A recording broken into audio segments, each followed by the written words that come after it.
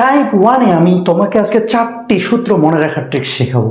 তুমি সূত্র ভুলে যেতে চাইলেও সূত্র তোমাকে ভুলবে না। চলো দেখি। ভাইয়া সূত্রের মাঝখানে আছে প্লাস, তুমি মাঝখানে কি দিবা? প্লাস। সূত্রের মাঝখানে আছে মাইনাস, তুমি কি দিবা? মাইনাস। দেখো এ স্কয়ার বি স্কয়ার এ স্কয়ার বি স্কয়ার, এটা সেম সূত্র। হ্যাঁ, তাহলে একবার দিবা প্লাস আর একবার দিবা মাইনাস।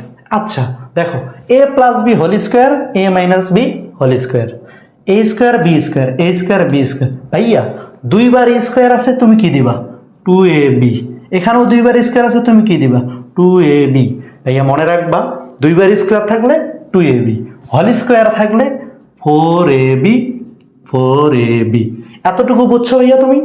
যে প্লাস থাকলে প্লাস দিব, মাইনাস থাকলে মাইনাস দিব, প্লাস থাকলে একবার প্লাস আরেকবার কি মাইনাস। দুইবার স্কোয়ার আছে 2ab, হোল স্কোয়ার আছে 4ab। সামনের অংশটুকু ভাইয়া দেখবা ম্যাজিকের মতো হয়ে যাবে। A B whole square, A B whole square, A B whole square, A B whole square.